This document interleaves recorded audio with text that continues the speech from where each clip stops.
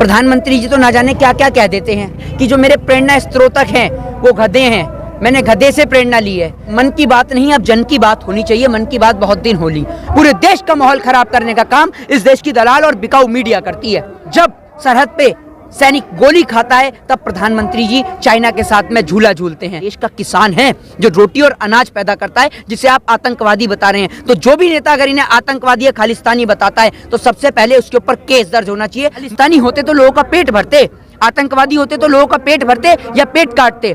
असल में अगर आतंकवादी हैं तो इस देश के नेता हैं जो जाति और धर्म के नाम पर इसी देश के देशवासियों को मरवाने का कार्य करते हैं। वो पौने 2 आंख वाला बाबा रामदेव जो बच्चों से पूछता है, बच्चों आपको 35 रुपए पेट्रोल चाहिए या आपको 80 रुपए लीटर पेट्रोल चाहिए। कि जब नोटबंदी होगी, विदेश से काला धन आएगा तो नोटों के ढेर लग जाएंगे। आप चांद तक जा सकते हैं नोट की सीढ़ी बनाकर। चले गए आप चांद पे, मुझे तो यहीं खड़े नजर आ रहे हैं। और मिलत टाइम्स को आपकी जरूरत है, हमारी आप माली मदद करें। हर महीने सिर्फ 100 रुपये और 1 साल के लिए एक साथ सिर्फ 1000 रुपये। रकम भेजने के लिए यहाँ दिए गए फोन पे, गूगल पे और पेटीएम नंबर का इस्तेमाल कर सकते हैं।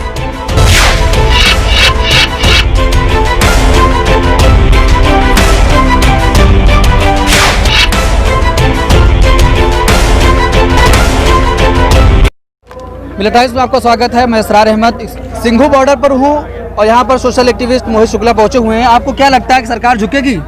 सरकार क्यों नहीं झुकेगी? आप इस प्रश्न का मुझे जवाब दीजिए। क्या आपने इस देश के अंदर 1947 के अंदर उन आंदोलनों को नहीं देखा जिनके आगे सरकार झुकी है?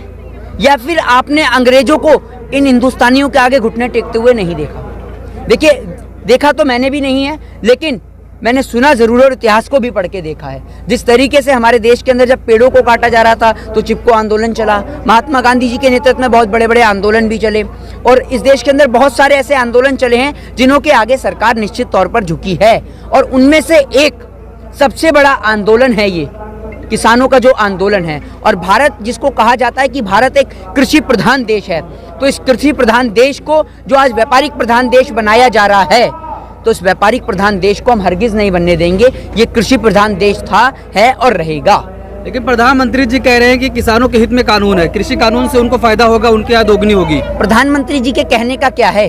प्रधानमंत्री जी तो ना जाने क्या क्या कह देते हैं। प्रधानमंत्री जी तो अपने एक भाषण में यूं भी कह देते हैं कि जो मेरे प्रेरणा स्त्रोतक हैं वो गधे हैं, मैंने गधे से प्रेरणा ली है। तो आप सोच सकते हैं जब एक व्यक्ति इस तरीके का भी स्टेटमेंट दे सकता है तो उनकी बात पे मैं यकीन करना ठीक नहीं है, क्योंकि प्रधानमंत्री जी एकमात्र एक कठपुतली हैं जिनको अगर कोई चलाने वाला है तो वो इस देश के बड़े बड़े उद्योगपति, बड़े बड़े बिजनेसमैन, अंबानी, अडानी जैसे लोग हैं और कोई नहीं है। तो प्रधानमंत्री जी मन की बात लगातार करते हैं, लेकिन किसानों की बात क्यों नहीं कर रहे हैं? देखिए, पहली बात तो ये बात कि मन की बात नहीं, अब जन की बात होनी चाहिए। मन की बात बहुत दिन होली। और अगर आपके मन में इतनी सारी बातें हैं तो एक बार उगल लीजिए। और अगर आप अपनी मन की बात ही करते हैं तो उस मन की बात का ही एक मन में ही जवाब नहीं देकर सबके सामने जवाब दीजिए कि जब आप अपने मन की बात में महाराष्ट्र के झूले के किसान की बात करते हैं, जितेंद्र के किसान की बात करते हैं, और जिस जितेंद्र ने अपनी फसल को बेचा 3,20,000 रुपए में मध्य प्रदेश के अंदर, उसको उसकी फसल का दाम 1 लाख रुपया जो है वो मिल जाता है। बाकी की बकाया जो राशि होती है वो 3 महीने तक नहीं मिलती। जबकि प्रधानमंत्री मोदी जी कहते हैं कि जो किसानों की राशि है वो उसको 3 दिन के अंदर में मिल जानी चाहिए, लेकिन उस महाराष्ट्र के किसान को नहीं मिलती। अब वो पहुंचता है मध्य प्रदेश। मध्य प्रदेश जाकर एफआईआर लिखवाता है तो वो कहते हैं कि भैया ये महाराष्ट्र की घटना है, तू महाराष्ट्र में लिखवा।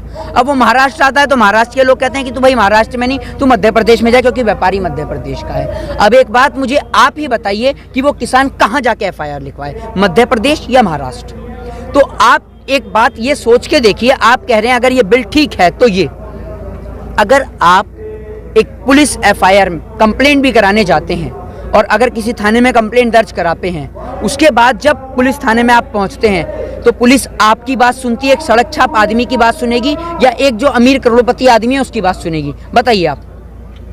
निश्चित तौर पे करोड़पति आदमी की बात सुनेगी। तो एक बात मुझे बताइए, सरकार जिस तरीके से कह रही है कि किसानों की बात सुनेगा एसडीएम, आपको लगता है ऐसा कि बड़ी बड़ी मल्टीनेशनल की कंपनियों की बात ना सुनकर किसानों की बात सुनी जाएगी?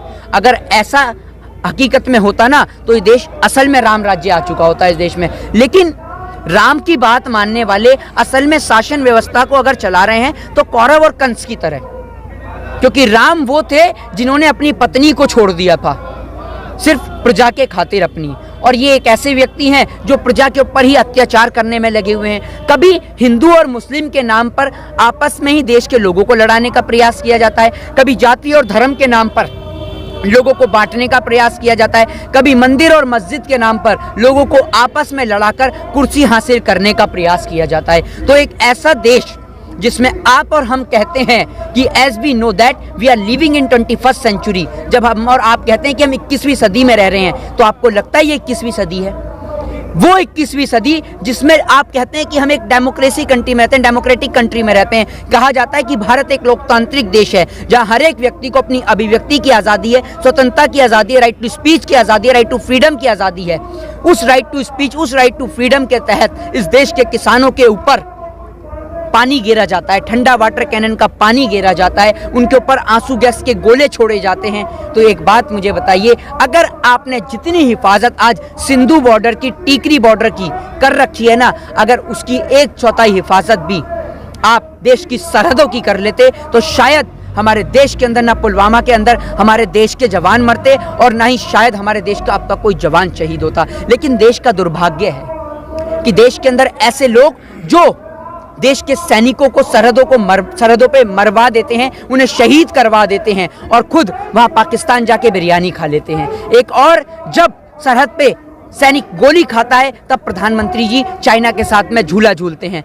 तो एक ऐसे व्यक्ति के साथ में और ऐसे व्यक्ति की बातों पे शायद मैं तो यकीन करता नहीं हूं, और अगर आप कर सकते हैं तो इस डेमोक्रेसी में आज़ादी है हर एक व्यक्ति को अपने प्रतिनिधि को